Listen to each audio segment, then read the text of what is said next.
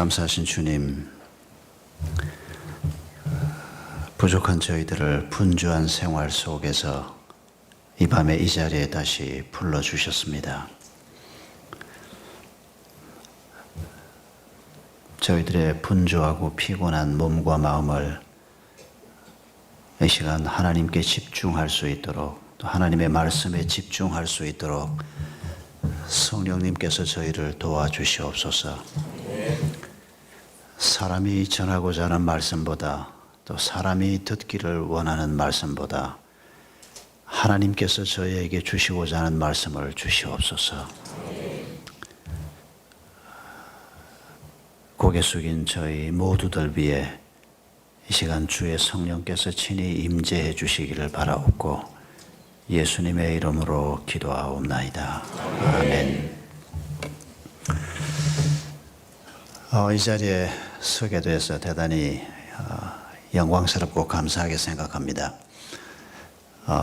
지난 2007년에 제가 아프간 사건을 경험한 다음에는 어디서 와서 강의나 설교를 하라 그러면 얼마나 고마운지 모릅니다.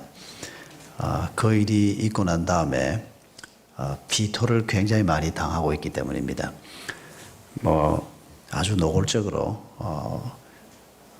오라고 그래서 가겠다고 하고 포스터에 제 이름까지 찍혀서 전국 교회에 보내지고 한 다음에도 취소가 되기도 하고, 취소의 원인은 주로 위험한 줄 뻔히 알면서 정부가 가지 말라는 아프간에 교인들을 보내고 또 죽게 만든 그런 공격적이고 선동적인 목회를 하고 선교를 하는 목사가 무슨 말을 할지 모른다, 그런 우려 때문에 주로 오라 그랬다가도 취소를 하고, 아예 오라고 말도 안 하는 분들은 누군지 모르니까 괜찮은데, 그런데 오늘 이 자리에 불러주셔서 너무 감사합니다.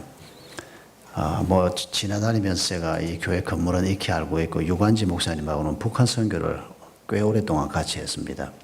제가 이사장으로 섬기고 있던 한민족복지재단이라고 하는 단체 유 목사님 오셔서 많이 지도도 해주시고 함께 섬기면서 아주 좋은 교제가 있던 중에 언제 한번 들러서 한번 목사님 차도 한 잔 얻어 마시고 들르겠습니다 그러다가 한번 들어와 보지도 못하고 시간을 보내다가 이제 이렇게 와서 뵙게 됐습니다만은, 이왕 시간이 없지만은 말씀이 나온 김에 아프간 얘기 한 말씀만 드리면, 우선에 감사하고 죄송하다는 말씀부터 드리고 싶습니다. 감사한 것은 그때 그 아픔을 함께 나누어 주신 것에 대해서 감사를 드립니다. 그때 어쨌는지 어떻게 하냐, 저를 강사로 불러주신 것 보면 그때 욕은 조금 했을지 모르지만은 욕한 것보다는 기도를 더 많이 해주셨을 거라고 생각이 되기 때문에 감사를 드리는 겁니다. 죄송하다는 것은 저희들 의도는 그렇지 않았지만은 결과적으로 너무 많은 분들에게 심려를 끼쳐드리는, 특히 예수 안 믿는 분들에게 참 미안했습니다. 예수 믿는 사람들은 그래도 선교를 좀 이해를 하니까 좀 덜 미안했는데, 예수 안 믿는 분들 중에서는 분노를 하면서 저희 교회 전화하는 것은 기본이고, 제가 분당 경찰서에 살인 교사 혐의로 피소가 됐습니다.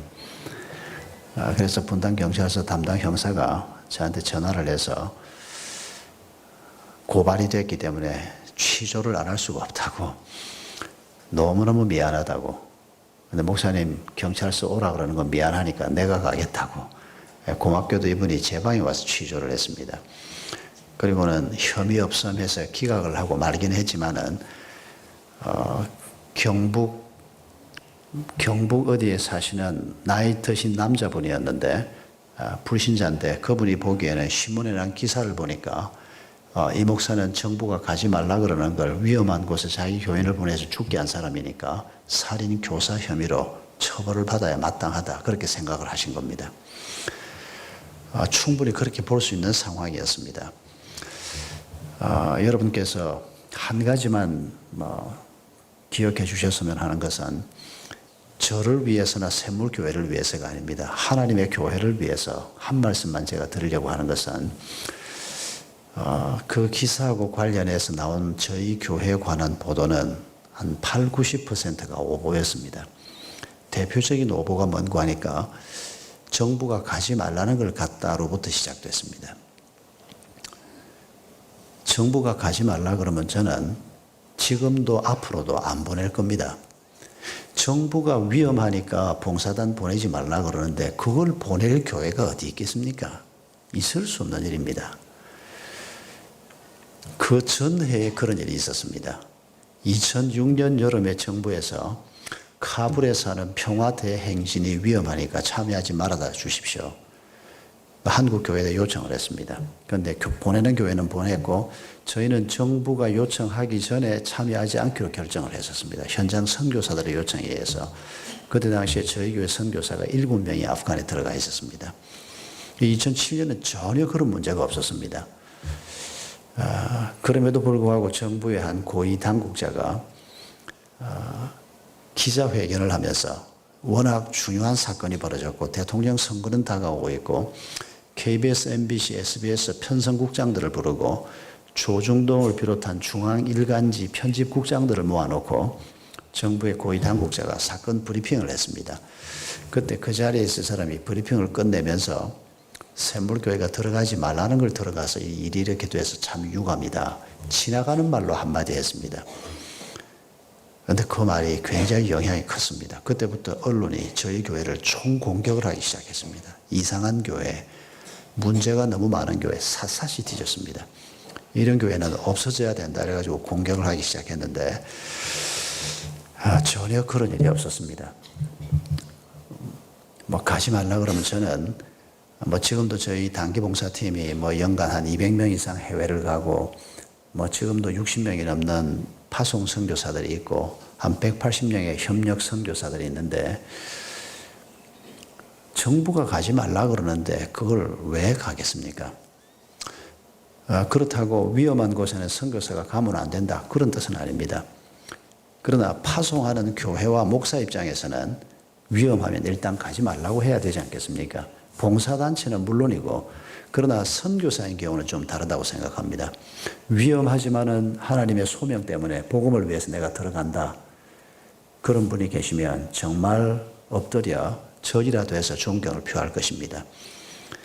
복음은 그렇게 전해져 왔습니다. 그러나 보내는 교회 입장에서 위험하지만은 너 들어가라. 그건 옳지 않다고 생각합니다. 그러니까 그렇게 시작돼서 아프간 사건이 2명이 돌아가시고 21명은 무사 귀환을 했고 그리고 돌아오신 분들도 감사하게도 한 사람도 문제가 생긴 사람은 없습니다.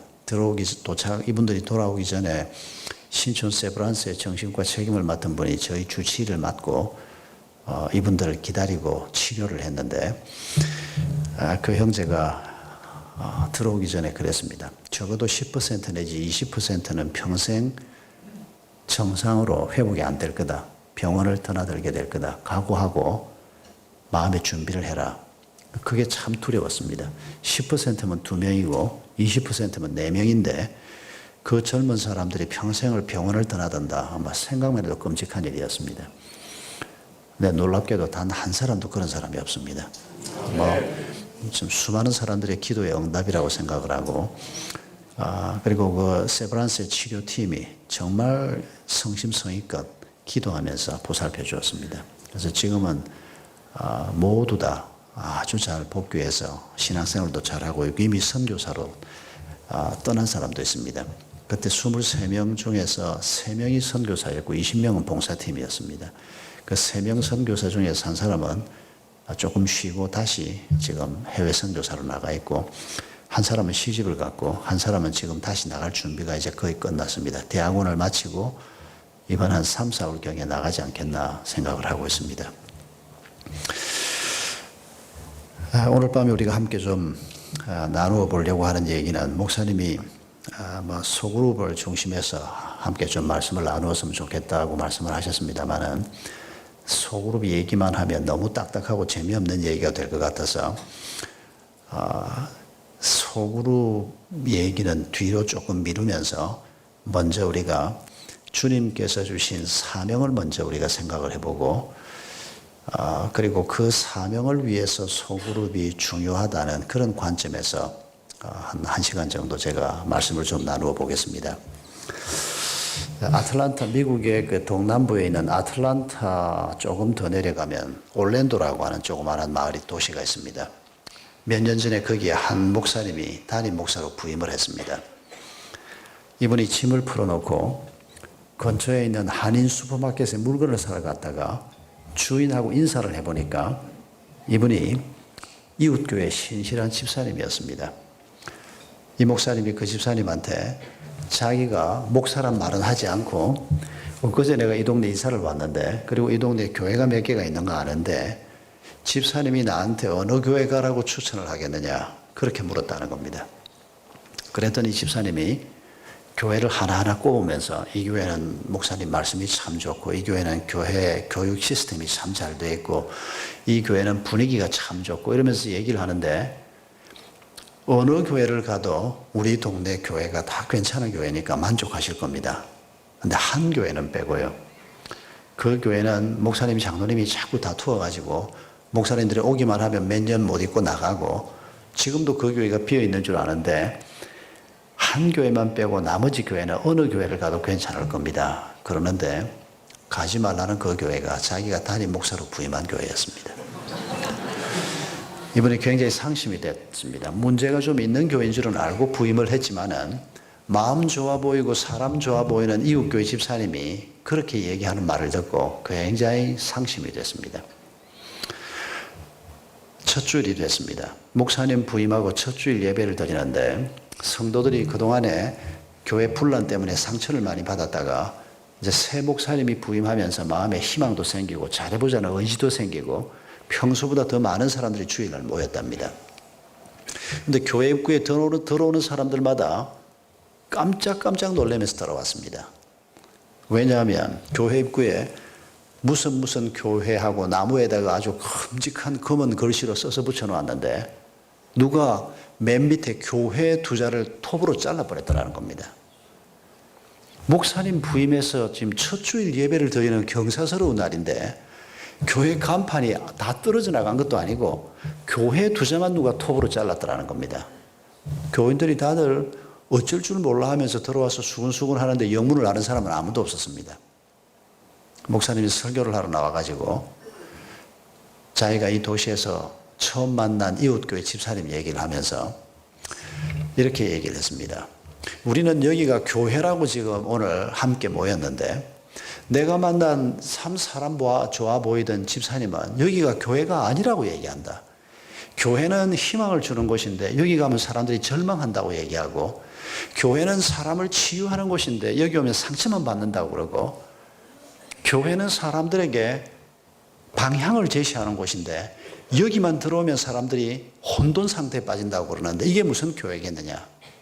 이 교회의 주인이 하나님이시고 교회를 세우신 분이 하나님이신데 우리가 정말 주인 되신 하나님의 뜻을 따라서 교회를 제대로 해볼 거면 제대로 한번 해보고 만약 교회를 제대로 안 할 거면 문을 닫든지 이름을 갈아야 될 거 아니냐. 교회 간판 내가 잘랐다 그러더라는 겁니다. 간도 크지요. 목사님이 충격요법을 보통 요법을 쓴 게 아닙니다. 여러분 하나님의 교회를 하나님이 세우셨습니다. 교회는 목적이 있습니다. 약국을 보고 우리가 약을 사러 들어갔는데 약을 안 팔고 생선을 팔고 있으면 여러분 뭐라 그럴 겁니까? 아니 이 양반아 간판을 바꾸든지 약을 팔든지 왜 바깥에는 약국 간판을 걸어놓고 팔기에는 왜 생선을 파냐. 안 그럴 사람이 누가 있겠습니까?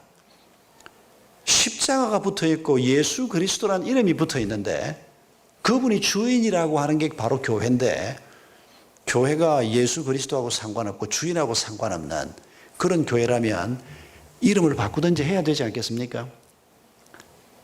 뭐 다른 교회 이름을 가지고 얘기하면 좀 죄송스럽고 샘물교회를 가지고 이름을 얘기해 본다면 교회를 제대로 안 할 거면 샘물교회라고 하지 말고 샘물친목회라고 그러든지 샘물 클럽이라고 그러든지, 만약에 교회를 할 거면 주인 되신 하나님의 뜻이 무엇인지를 우리가 잘 생각을 하고 그분의 뜻에 합당한 교회가 될 때 그것이 우리에게도 축복이요, 우리를 통해서 하나님의 축복과 사랑과 진리가 흘러가는 축복의 통로가 될 것이 틀림없다는 것입니다.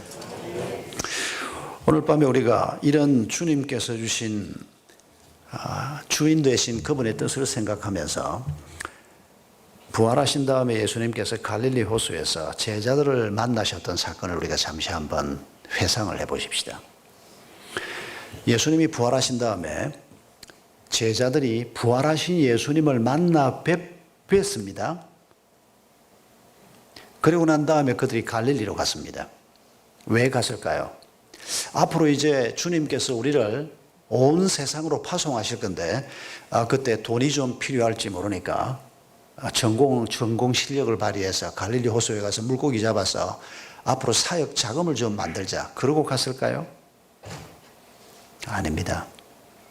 물고기 잡으러 가자 하고 갔는데 옛 직업으로 돌아가자 하고 간 겁니다.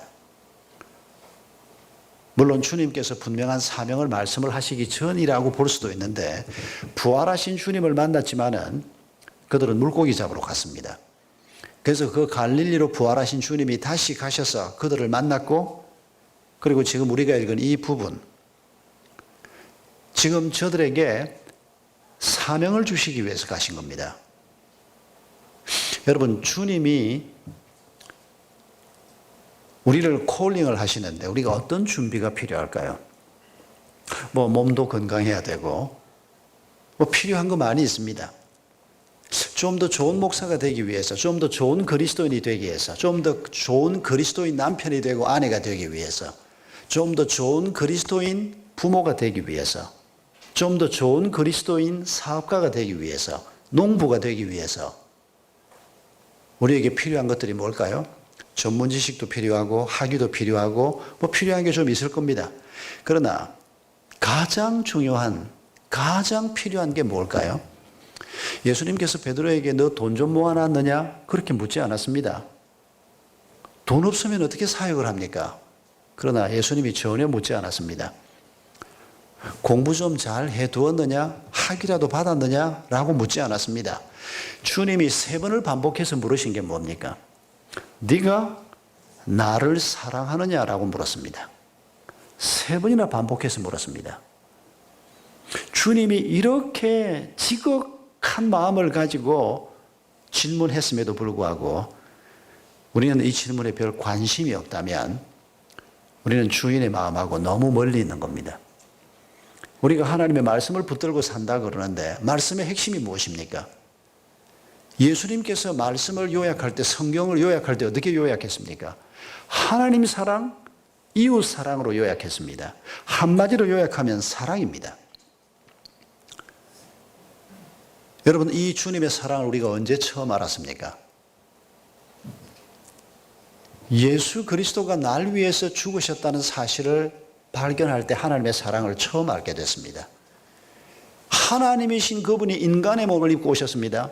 그리고 하나님이신 그분이 우리가 아직 하나님의 원수였을 때, 우리가 죄인임에도 불구하고 그분이 우리를 위해서 자기의 목숨까지 내주시는 그런 사랑을 우리가 처음 깨달았을 때 하나님의 사랑을 알게 된 것입니다. 이런 사랑은 이전에 존재한 적이 없습니다. 그래서 구약성경을, 히브리어로 기록되어 있던 구약성경을 예수님 오시기 277년 전에 알렉산드리아라고 하는 도시에 70명의 학자를 모아가지고 당시에 이미 세계화가 되어 있던 그리스로, 헬라어로 번역을 했습니다. 구약에 있는 하나님의 사랑이라고 하는 단어를 뭐라고 번역을 할 거냐? 그때 이미 쓰고 있던 에로스라고 하는 단어가 있었습니다. 필리아라고 하는 단어가 있었습니다. 그런데 이 단어를 가지고 하나님의 사랑을 묘사하는 것은 마땅치가 않다. 그때 만든 신조어가 우리가 잘 기억하고 있는 아가페라고 하는 단어입니다. 하나님의 사랑에만 쓰기 위해서 만든 단어입니다. 그런데 오늘 잘 뜻도 모르는 사람들이 그걸 무조건적인 사랑, 지극한 사랑 이렇게 갖다 붙여놓고 쓰긴 합니다만은, 여러분, 그 사랑은 이전에 존재한 적이 없는 사랑입니다. 그냥 평범한 왕이나 학자나 부자도 아니고 창조주이신 그분이 이 땅에 오셔서 우리의 몸을 입고 오셔서 우리의 눈높이에 우리가 겪는 외로움과 배고픔과 아픔을 다 겪으시면서 죄 없으신 그분이 우리의 죄값을 치르기 위해서 나를 위해서 죽으셨다. 이건 상상도 할 수 없는 일이었습니다. 이런 하나님의 사랑을 우리가 깨달을 때 우리에게 사랑이 생기기 시작한 겁니다. 하나님의 사랑을 깨달을 때 우리가 하나님을 사랑할 수 있게 된 겁니다. 그전에는 우리가 하나님에 대한 사랑도 몰랐고 사랑 자체도 알지를 못했습니다. 다른 곳에는 존재하지 않는, 그래서 예수 그리스도를 통해서 주어진 이 사랑이 예수 그리스도를 통해서만 구원을 얻는다고 말하게 되는 근거가 되는데, 사람들은 이걸 잘 모르니까 다른 종교의 분들이 흔히 그렇게 얘기하지 않습니까? 불교나 회교도전이나 천주교, 로마 캐토릭도 물론 다 그런 건 아닙니다. 복음적인 로마 캐토릭은 복음적인 개신교하고 신앙이 비슷한 분들이 없는 건 아닙니다만은, 그러나 전형적인 로마 캐토릭은 자유주의자들입니다. 지금 한국의 대부분의 신부님들이 자유주의자들인데, 김수환 추기경님을 비롯해서 이분들이 가진 생각은 이런 식입니다. 우리가 많이 듣던 대로 로마 캐토릭은 A 코스로 등산을 하고, 불교는 B 코스로, 회교는 C 코스로, 기독교는 D 코스로, 이렇게 우리가 각각 등산을 하는데 진리는 하나고 우리가 꼭대기에 올라가면 다 만나게 돼 있고 신은 결국 한 분일 수밖에 없는데, 기독교 저것들은 독선적이고 자기들 외에는 진리가 따로 없다고 그러고 참 답답하지만은, 그런 비난을 들을 때 미안하기도 하지만은, 그러나 그분들이 잘 모르는 게 있습니다. 여러분, 회교도도 마찬가지고 불교도 캐토릭도 마찬가지입니다. 캐토릭은 구원을 받을 때 반은 우리의 믿음으로 반은 행함으로, 전통적인 로마 캐토릭이 가지고 있는 신앙관입니다. 그래서 그들은 이 행함이 굉장히 중요합니다. 믿음이 있어야 하지만은 반은 믿음으로 구원받고 반은 행함으로 구원받는 것이기 때문에 행함이 굉장히 중요합니다. 불교도들이나 회교도들은 말할 것도 없습니다. 선을 쌓는 것이, 적선해서 선을 계속 쌓아가는 것이 이 윤회에서 벗어나서 해탈을 하는 가장 중요한 하나밖에 없는 길입니다. 회교도도 마찬가지입니다. 평생 쌓아온 선행과 악행이 알라 앞에 갔을 때 악행이 조금이라도 높으면 지옥불 속에 떨어지는 것이고, 선행이 조금이라도 높으면 천국으로 가는 겁니다. 선행을 쌓아야 합니다. 평생 동안. 선행을 쌓는 가장 중요한 방법이 하루에 5번 기도하는 겁니다. 그렇게 열심히 기도하는 이유가 선행을 그렇게 쌓아가야 천국 갈 수 있다고 믿기 때문입니다. 라마단 금식을 열심히 하는 이유가 그게 선행이기 때문입니다. 열심히 그 사람들의 갑자기 왜 그 사람들 책 이름이 생각이 안 나죠? 코란을 열심히 읽는 이유가 그게 선행을 쌓는 것이기 때문입니다. 점수가 가장 높은 것이 성전에 참여하는 겁니다. 테러가 성전이라고 가르칩니다. 극단적인 이슬람들이. 그러면서 성전에 참여해서 죽으면, 테러하다가 죽으면 천국 가면 미녀 9명이 너를 기다리고 있을 것이다. 그렇게 가르칩니다. 회교도들은 여성이 사람이 아닙니다. 사람과 짐승의 중간쯤 되는 존재들입니다. 그저 남성들을 위해서 존재하는 그런 피조물일 뿐입니다. 아주 왜곡된, 자기들은 알라나 하나님이나 여호와나 같다 그러지만 그렇지 않습니다. 완전히 변질된, 여호와를 일그러뜨려도 그렇게 일그러뜨릴 수가 없는 변질된, 말도 안 되는, 성경에서 완전히 벗어나 있으면서 자기들은 구약을 그대로 믿는다고 말하는. 여러분, 우리는 등산하지 않습니다. 그리스도인들은 등산을 포기한 사람들입니다. 등산에서 신을 만나게 되는 길이 없다는 것을 가르침을 받은 사람들입니다. 우리가 열심히 선을 쌓고 노력을 해서 하나님을 만나리라, 아닙니다. 그런 길은 없습니다. 그리고 우리가 등산하지 않는 더 중요한 이유는 하나님이 산꼭대기에서 우리를 기다리는 게 아니기 때문입니다. 산꼭대기에서 기다리면서 우리가 그분에게 나아갈 수 있는 길이 없는 것을 아셨기 때문에 그분이 산 아래로 내려와 버렸습니다. 인간의 몸을 입고 이 땅으로 내려오신 것입니다. 그리고 우리 속에서 우리가 알아들을 수 있는 음성으로 말씀해 주시고 우리 속에 계시면서 우리에게 복음을 주신 것입니다. 그런데도 그분들은 우리도 같이 등산하는 줄 알고 있습니다. 여러분, 하나님의 사랑이 우리에게 이렇게 주어진 것을 우리가 처음 깨달은 이후에 신앙생활을 하면서 계속해서 고린도전서 13장에 있는 대로 사랑은 오래 참고로 시작하는 그 유명한 사랑장에서 13장 8절을 보면 사랑은 떨어지지 아니하고 라고 말하고 있습니다. 이게 하나님을 사랑하는 것이건 하나님의 사랑을 적용하는 부부간의 사랑이건 형제 자매들과의 사랑이건 간에 출발점은 하나님의 사랑으로 시작이 되는 겁니다. 이 사랑이 세월이 지나면서 하향 곡선을 그리는 것이 아니고 계속해서 상승 곡선을 그리면서 가야 한다는 것입니다. 이게 안 되면 사랑을 우리가 더 이상 누리지 못하면 어떤 에너지를 가지고 우리가 그리스도인의 삶을 살 수 있습니까? 돈 가지고 살 수 있습니까? 그래서 우리는 자꾸 돈이 있으면 선교도 할 수 있고 돈이 있으면 목회도 잘할 수 있고 돈이 없으면 아무것도 못한다. 돈이 있으면 아이를 잘 키울 수 있고 돈 없으면 아무것도 못한다. 이렇게 생각합니다. 예배당에 앉아서. 바깥에 있는 사람들이 그렇게 생각하는 건 이해가 됩니다. 그런데 예배당에 앉아서 예배를 드리는 사람들조차도 그 사람은 그리스도 교회 교인이 아닙니다. 돈교회 교인입니다. 여러분, 우리 아이가 성령 충만한 그리스도인이 되는 것이 이 땅의 삶을 복되게 사는 길이라고 생각하십니까? 뭐 성령 충만 받지 못하더라도 서울대 졸업장이 있거나 하버드 졸업장이 있으면 그게 훨씬 낫다고 생각하십니까? 정직하게 자신을 향해서 한번 질문해 보십시오.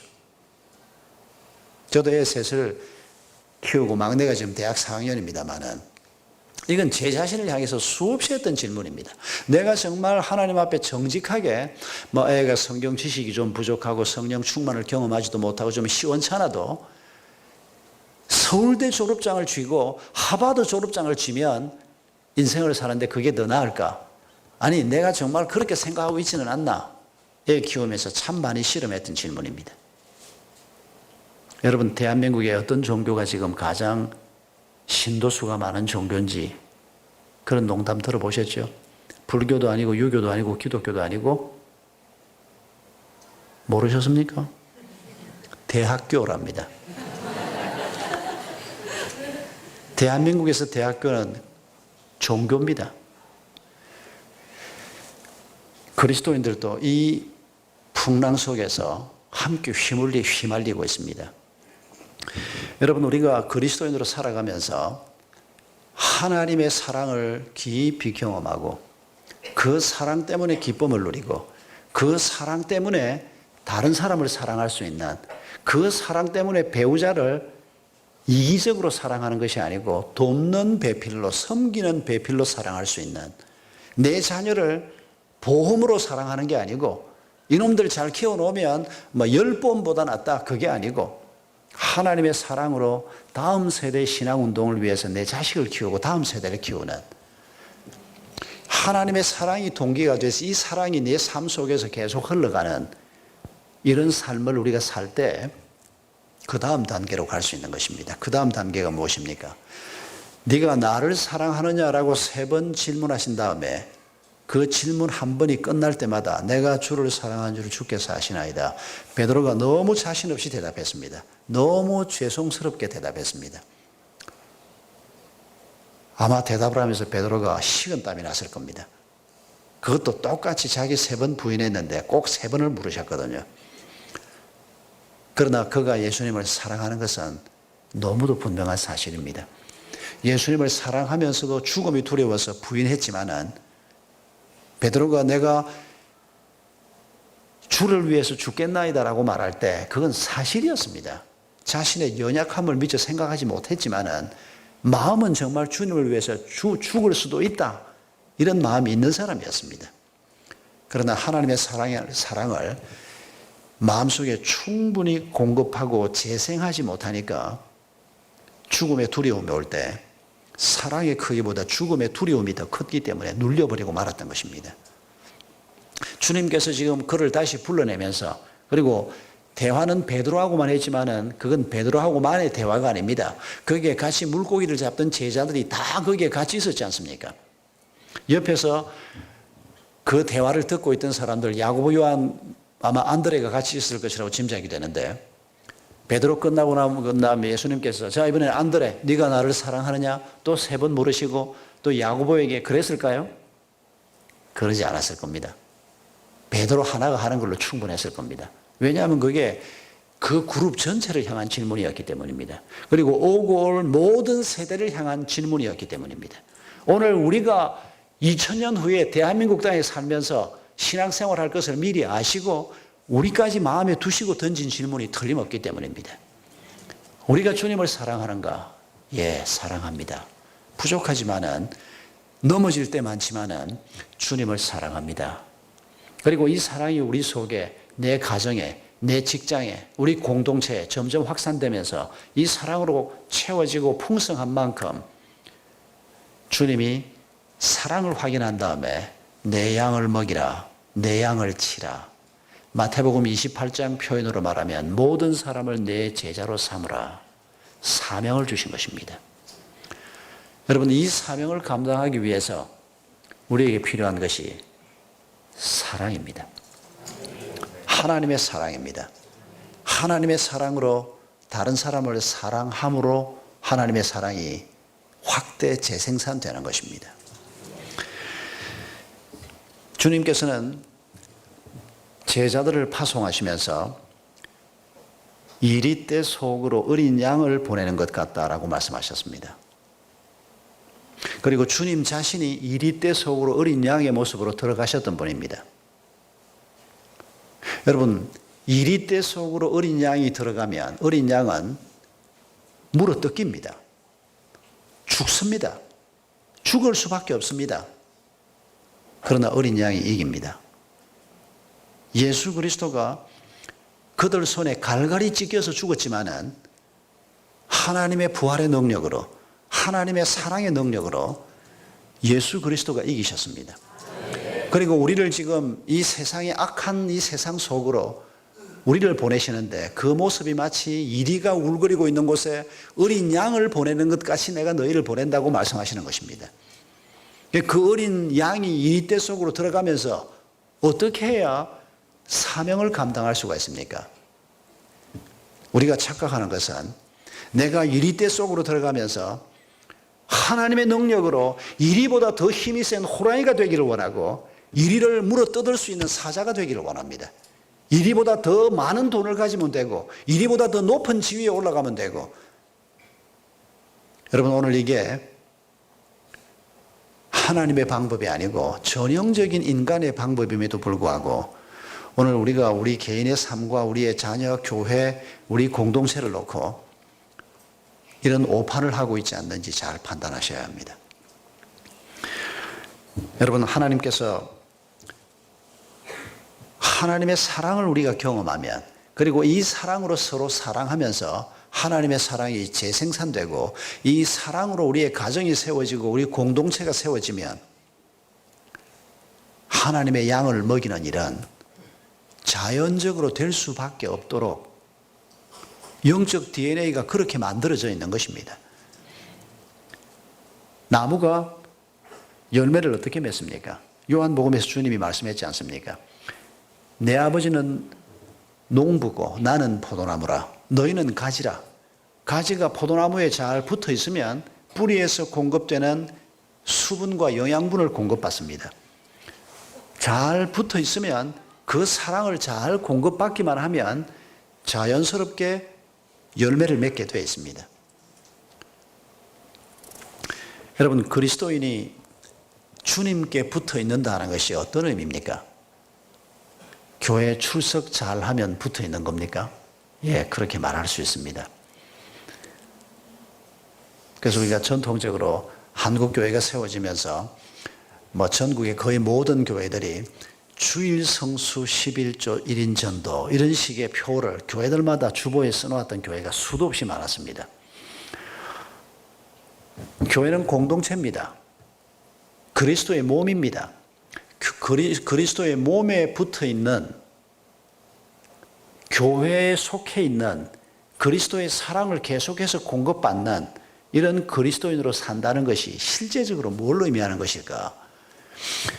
예배자가 된다? 물론입니다. 하나님 앞에 영과 진리로 예배할 때 하나님의 공급이 있을 것입니다. 공동체 예배를 통해서 하나님이 큰 은혜를 부어주실 것입니다. 우리 공동체가 함께 주일날 모여서 드리는 예배는 찬양대가 있고 대표기도를 준비하고 정성이 많이 들어가는 예배입니다. 또 내가 혼자 1대1로 하나님 앞에 앉을 때도 하나님의 은혜가 있을 것입니다. 가족들이 함께 앉을 때도 하나님의 은혜가 있을 것입니다. 예배는 굉장히 중요합니다. 봉사활동도 중요하고 중요한 거 많습니다. 그러나 우리가 공동체라고 하는 관점에서 볼 때 하나님의 사랑을 예배에서도 경험할 수 있고 봉사활동에서도 경험할 수 있지만은 가장 중요한 경험은 소그룹이라고 생각합니다. 저는 샘물교회에 속해 있습니다. 제가 샘물교회에 적이 있기 때문에 제가 샘물교회 교인입니까? 예, 그렇습니다. 그러나 그건 너무 약한 줄입니다. 내가 예배에 참석하는 자이니까 내가 샘물교회라고 하는 공동체에 속해 있다? 물론입니다. 그러나 그 정도로는 부족합니다. 뭘 보면 알 수 있습니까? 주일날 예배만 오는 그리스도인이 얼마나 성숙해집니까? 저희는 교역자들이, 성도들이 목장 모임을 하는데 저희가 지금 목장이 316개입니다만은 그 중에 하나가 교역자 목장입니다. 제가 목자입니다. 매주 금요일 아침 7시에 모입니다. 15명이 금요일 아침 7시에 모여서 오늘 아침에도 7시부터 12시까지 했습니다. 2시간 반은 목장 모임하고 2시간 반은 같이 책 읽고 설교 디스커션하고 돌아가면서 한 사람씩 2주에 한 번씩은 자기 설교를 우리가 한 40분 주일 설교를 듣고 그걸 이제 그 편을 나누어 가지고 장점, 단점, 이제 대학원 다닐 때 했던 그런 토론을 지금도 반복해서 하고 있습니다. 제 설교는 안 합니다. 제 설교는 해보니까 비판을 잘 못해요. 제가 앉아있는 자리에서, 담임 목사가 앉아있는 자리에서 다 이 후배들이니까 그래서 안 되겠더라고요. 제 설교는 빼고, 그러니까 편해하더라고요. 저로서는 조금 마이너스이기도 한데 이 젊은 친구들이 제 설교를 놓고 날카롭게 비판을 해주고 또 좋은 점은 칭찬도 해주고, 근데 이 제 설교 가지고는 디스커션이 안 되는 겁니다. 오늘 아침에는 김인중 목사님 설교 비판했습니다. 2주 전에는 이동훈 목사님 설교했습니다. 왜냐하면 15명 차례가 한번 돌아갔거든요. 그러면 이제 다른 목사님 설교를 가지고 좀 하다가 이제 다시 또 이제 15명이 다시 돌아갑니다. 한 주는 설교, 한 주는 독서 토론, 이제 목회자들이 성경 공부하는 모임을, 그리고 이제 주일 낮 예배 설교를 같은 본문, 같은 제목을 가지고 합니다. 저희가 이 판교 샘물교회고 정자동 샘물교회하고 양쪽에 주일 예배가 7번 있습니다. 제가 3번만 합니다. 나머지 4번은 우리 MD부를 마친 여전도사님들하고 부목사님들이 차례로 들어옵니다. 그러면 적어도 한 2, 3주에 한 번씩 차례가 돌아옵니다.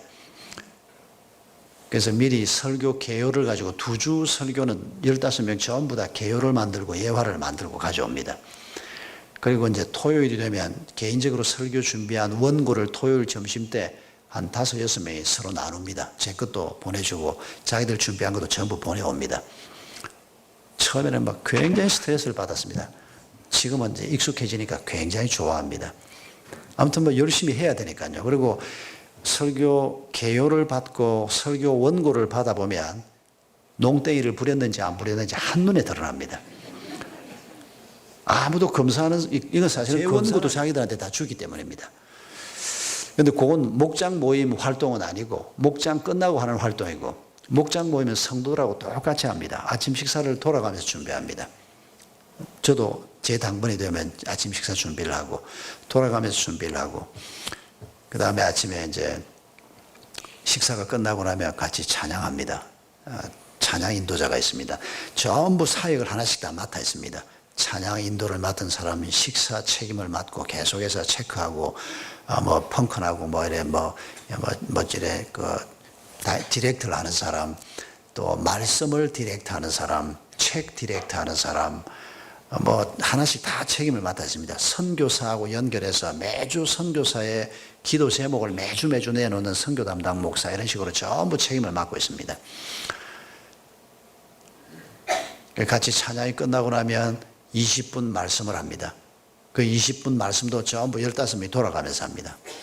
지난주는 제가 차례였는데 오늘 아침은 우리 선교 담당 목사였는데 그러면 자기가 알아서 합니다. 20분 설교를 지난주일 제 설교를 요약해서 하고 잠깐 디스커션을 하든지 자기가 큐티 한 본문 중에 하나를 택해서 하든지 한 몇 가지 옵션 중에 목자가 선택을 해서 하는데 우리도 맡은 사람이 20분 동안 알아서 합니다. 한 20분 끝나고 난 다음에 이제 나눔에 들어갑니다. 한 사람 한 사람 다 나눕니다. 오늘은 좀 길어졌는데 그리고 난 다음에 합심 기도에 들어갑니다. 제가 제 기도 제목을 나누는 유일한 곳입니다. 그리고 처음에는 제가 잘 나누지 못했습니다. 부부싸움하고 집사람하고 요새 상태가 조금 안 좋은데 잘 회복되도록 기도해달라. 이거 쪽팔려서 어떻게 후배들 앞에서 얘기를 합니까? 나한테는 그날 그 기도 제목이 굉장히 중요한 기도 제목인데 괜히 와이프 마음을 상하게 만들어가지고 내가 한마디 참았으면 되는데 뭐 불편한 상태에 있는데 나도 마음이 불편한데 그게 나한테는 지금 오늘 당장 하나님 앞에 기도 제목이고 이제 미안하다고 얘기를 했지만은 저녁에 들어가면 아주 마음을 풀어주고 기분 좋게 해야 되는데 그런 기도 제목이 마음에 있는데 그런 건 얘기 안 하고 뭐 사역 기도 제목은 못 내놓게 하거든요. 그 자리에서는 나하고 하나님과의 관계에서 내가 가진 기도 제목들을 내놓게 하거든요. 처음에는 제가 제일 못했습니다. 그런데 이제는 아주 편안하게 제 마음속에 있는 기도 제목들을 그대로 내놓습니다. 아주 뭐 은밀한 거 고민해야 되는 건 못하는 게 있지만은 그러니까 얼마나 편안한지 모릅니다. 다들 다 내놓습니다. 그냥. 지난 연말에 처음 부임한 미국에서 공허 마치고 돌아온 우리 부목사는 와서 깜짝깜짝 놀라는 겁니다. 그냥. 이래도 괜찮냐고. 처음에는 옆에 사람한테 물어봤다 그러더니 나중에는 이제 전체 앞에서 그러더라고요. 이렇게 나눠도 괜찮냐고. 담임 목사님부터 시작해서 선배 목사님들, 여전도사님들 다 하는데 이거 안 할 수도 없고 그러더니 이제 그 형제도 익숙해지고 있습니다만은 저는 이 소그룹이 하나님께서 말씀하신 교회, 성전, 교회가 적어도 한 5가지 교회가 있다고 생각하는데 요한복음 2장에서 예수님께서 이 성전을 헐라 내가 사흘 만에 다시 일으키리라 그렇게 말씀하셨던 그 성전이 훗날 사흘 만에 예수님이 부활하신 후에 바로 예수님 자신을 가리켜서 성전이라는 말씀을 하신 것이라는 것을 요한이 깨달았다고 제자들이 깨달았다고 기록하고 있지 않습니까? 그런데 그 예수님께서 자기가 성전인데 놀랍게도 고린도전서 3장 16절에서 그리스도인인 우리를 보고 성전이라고 얘기합니다. 성령이 거하시는 거룩한 전이라고 얘기합니다. 에베소서 5장 26절 27절에서는 우리 부부가 만든 가정을 흠도 티도 없는 영광스러운 하나님의 교회로 세우려 하심이라. 우리 부부의 가정을 교회라고 말씀하십니다. 너희 두세 사람이 모인 곳에 함께 아니라 저는 이 에클레시아라고 하는 이 그리스도의 몸된 교회가 지역교회 우리 무슨 교회 하는 지역교회하고 우리 가정 사이에 목장, 소그룹 정말 마음을 나누고 삶을 나누고 내 삶 속에 행하시는 하나님을 나눌 수 있는 인격적인 만남과 교제가 가능한 이 소그룹이 반드시 들어가야 된다고 생각을 합니다. 그래서 우리 한 사람 한 사람의 교회요, 우리의 가정이 교회요. 한 몇 가정이 저희 교회 같으면 5가정이 넘어가면 무조건 자릅니다만은 5가정까지 모인 이 작은 그룹 실제로 삶 나눔이 가능한 그리고 어려운 일이 있으면 달려가 줄 수 있는 실제로 가족이 되는 이 공동체가 어떤 의미에서는 가장 중요하다고 말할 수가 있습니다. 오늘도 아까 한 팀이 한 목자가 목사님 오늘 우리 초원 함께 MT 갑니다. 기도해 주세요 하고 오늘 제가 문자를 하나 받았는데 이제 초원이면 5목장이 모입니다. 우리 판교 샘물은 지금 분립 개척한 지가 1년 반밖에 안 됐기 때문에 옛날 샘물교회 모델처럼 목장을 계속하면서 초원 모임도 매주 합니다. 샘물원 초원 모임이 격주로 지금 작년부터 바뀌었습니다. 우리 판교 샘물교회는 매주 장로님들과 리더들이 초원지기가 되고, 그리고 3번 분가한 사람이 초원지기가 되는데, 3번 분가해서 초원지기가 된 사람은 샘물교회 한 사람, 판교 샘물교회 한 사람, 두 가정밖에 없습니다. 이 사람들은 이제 투표해서 세운, 목자들의 투표로 세워진 초원지기가 아니고 3번 분가를 해서 종신 초원지기로 세움을 받은 사람들입니다. 한 그 초원지기가 바로 그 3번 분가한 초원지기가 자기 그 5목장, 초원 안에 있는 5목장 식구들과 함께 천안 쪽 어디 리조트를 빌려서 MT를 간다고. 그러면 이제 주일 아침에 돌아옵니다. 금요일 날 가서 이틀 밤을 같이 지내고 주일 아침에 이제 한 12시 예배 시간쯤 맞춰서 돌아오게 되는데, 정말 가족보다 더 친해집니다. 매주일 만나죠. 방학 없지 않습니까? 교회를 만들기 위해서 방학 안 합니다. 가족을 만들기 위해서 모일 때마다 밥 먹습니다. 밥 안 먹는 목장은 저희들은 패합니다. 밥을 안 먹으면 절대 가족이 될 수 없다. 그 말에 제가 동의를 하는 이유가 있습니다. 아니, 어떻게 목장 식구들이 애들까지 5가정이면 애가 2명, 3명 되는 집안, 어른 10명, 아이가 10명이 넘는 목장이 있습니다. 그러면 23명까지 되는 목장이 있습니다. 24명을 어떻게 밥을 먹입니까? 먹여야 됩니다. 그래야 가족이 됩니다. 잘 먹이지 않고 아주 지혜로운 목자는 지난 5년 동안 비빔밥만 먹는 목장이 있습니다. 제가 그 목자를 칭찬을 하고 사례 발표를 전체 목자들 앞에서 시켰습니다. 일주일에 하루 저녁 비빔밥 먹는데 못할 게 뭐 있습니까? 그러니까 모이는 집에서는 밥하고 국만 끓이고 김치만 내놓고 집집마다 하나씩 가져오는 겁니다. 한 집이 빠지면 비빔밥이 맛이 한 가지가 안 들어가니까 맛이 없습니다. 2집이 빠지면 더 맛이 없습니다. 꼭 그 룰대로 합니다. 그 목장이. 제가 보기에 너무 좋은 룰이어서 총목자 모임을 할 때 발표를 시켰습니다. 그리고 자기들 그 식단을 사진을 찍어오라 그래서 그 비빔밥 사진도 보여주었습니다.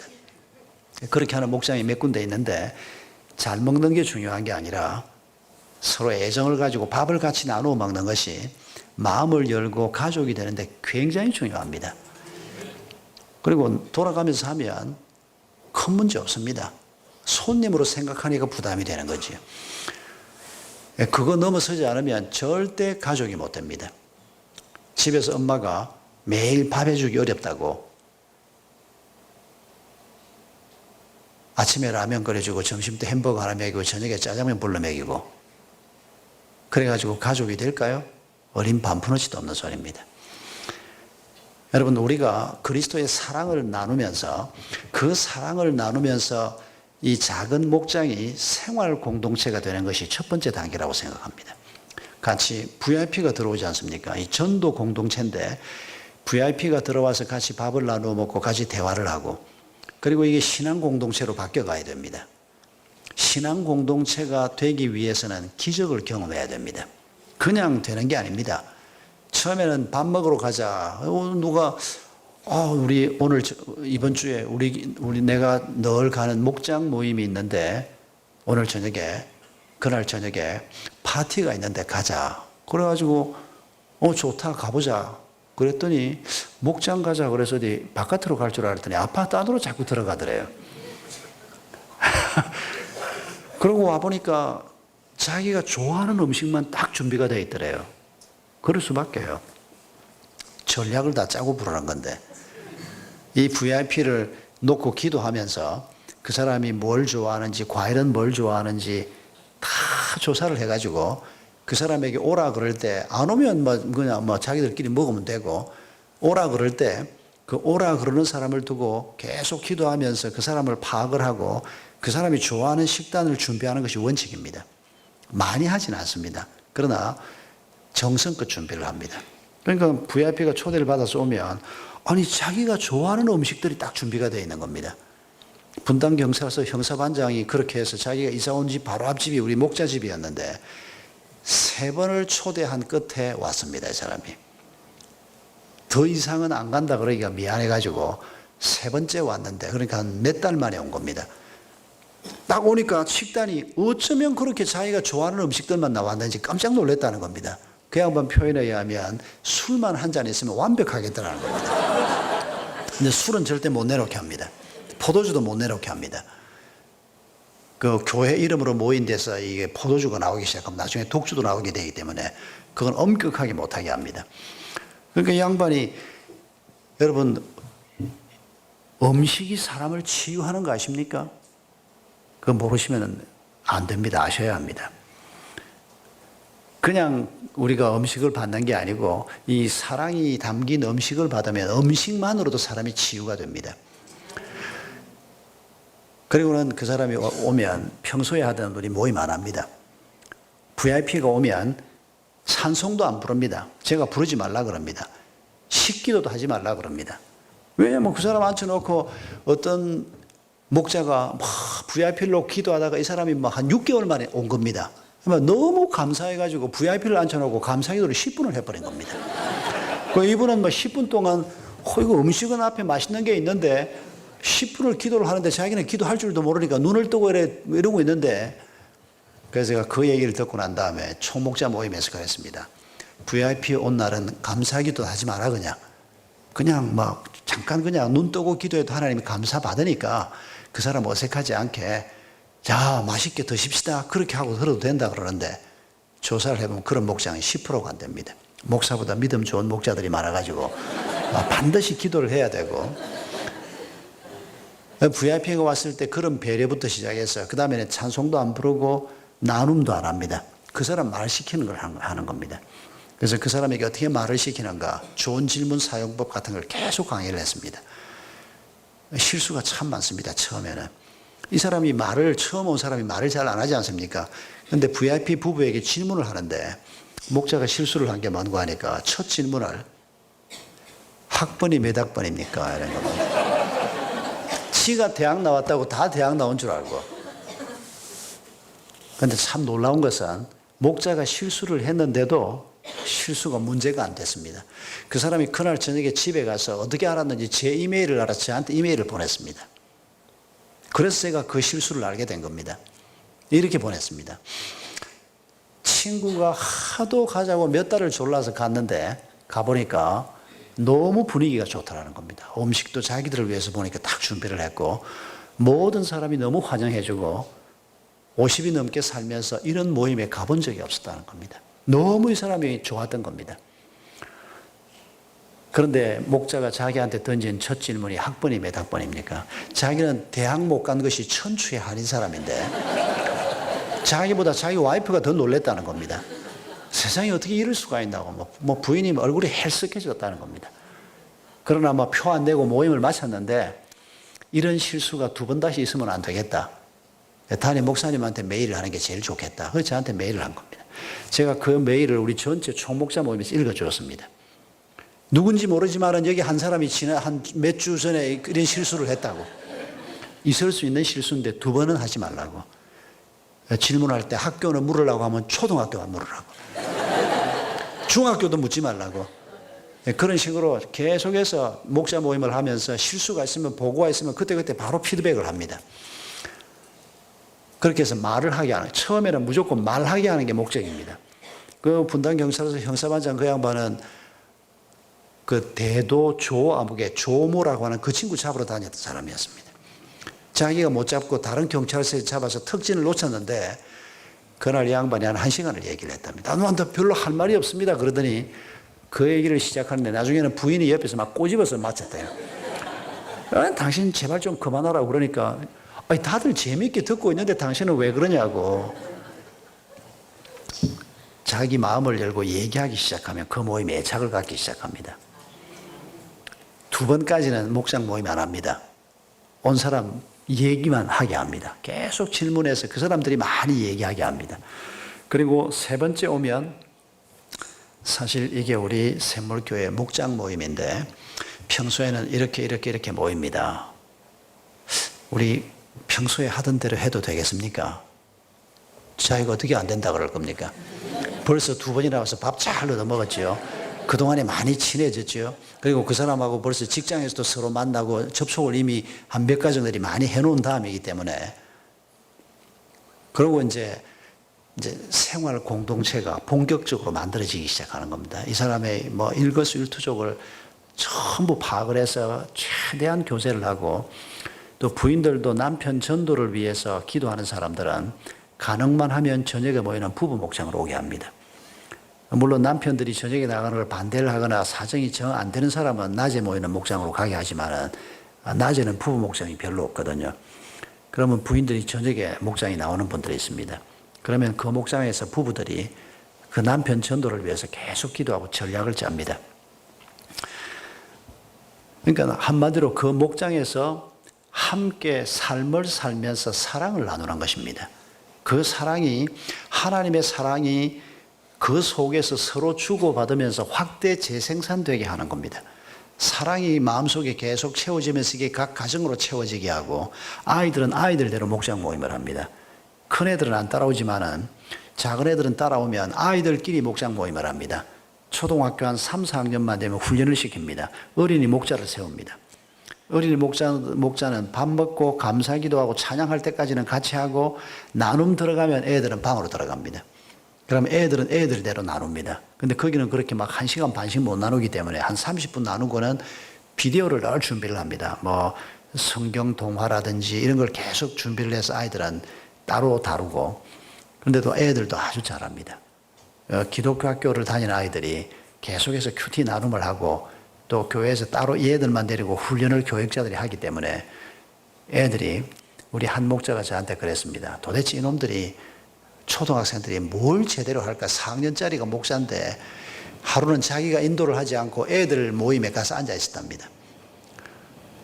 그 우리 목자가 하는 말이, 50이 넘은 목자가 하는 말이, 목사님 쟤보다 더 잘합디다. 초등학교 4학년짜리가 쟤보다 더 잘합디다. 그러면서 한 사람 한 사람 나누게 하면서 엉뚱한 소리 하면 그 얘기는 나중에 있다가 하고, 지금은 예수님 얘기하는 거야. 유치원 다니고 7살, 8살 이런 동생들을 데리고 조용히 시켜가면서 4학년짜리가 너무 잘하더라고. 그런 보고도 한번 받은 적이 있습니다만, 그러니까 애들은 애들대로 금요일마다 모이는 걸 너무 재미있어 합니다. 지루해하는 게 아니고 애들이 그렇게 모여서 자기들끼리 그렇게 나누고 같이 기도하고 같이 비디오 보고 그걸 너무 재미있어 합니다. 그리고 목자로 섬기는 아이들이 리더십이 얼마나 개발이 되는지 모릅니다. 어른들도 마찬가지고요. 그렇게 해서 함께 그렇게 모여서 이제 전도 대상자가 생기면 전도 전략도 같이 짭니다. 이제 한번 식사합시다라고 부르기 전에 접촉점을 만드는 겁니다. 한 남편이 등산을 좋아하는 사람이 있었습니다. 그래서 부인하고 작전을 짜기를, 토요일 아침에 우리 그 분당 쪽에 불곡산 있지 않습니까? 그 불곡산 등산을 하는데, 이 사람은 구미동 쪽입니다. 근데 목자는 야탑동 쪽에서 올라오고, 그래서 이제 둘이서 정상에서 만나기로 약속을 하고, 팔각선 있는 데서 만나자 그렇게 약속을 하고, 이 남편이 커피를 좋아한다는 걸 알고 미리 커피를 끓여서 아침에 볶아가지고 아침에 갈아가지고 그 양반이 좋아한다는 취향대로 커피를 만들었습니다. 그리고는 그걸 하나 들고 올라간 겁니다. 그리고는 먼저 한 5분 먼저 도착을 해서 저쪽에서 문자가 와서 이제 곧 도착할 걸 알고 있었습니다. 먼저 올라가서 구미동 쪽을 쳐다보면서 운동하는 척 하고 있는데 부부가 올라옵니다. 그러면 처음 만나는 것처럼 아유 반갑습니다 하고 거기서 인사를 하고, 아유 남편이시군요 하고 네 사람이 같이 이제 인사를 나누고, 그 같이 앉아서 혹시 커피 좋아하십니까? 커피 가져왔는데, 알고 가져왔는데 뭐 예. 맛이 보면 커피가 딱 자기 좋아하는 취향이거든요. 마음이 열리게 되어 있습니다. 그쯤 되면. 조금 더 강박한 양반은 조금 시간이 더 걸리는 수도 있긴 합니다만은, 그리고 뭐 뮤지컬을 굉장히 좋아하는 사람이었습니다. 이 커피 좋아하는 양반이. 뭐 이런저런 대화를 하다가 슬쩍 던집니다. 혹시 뮤지컬 좋아하시냐고.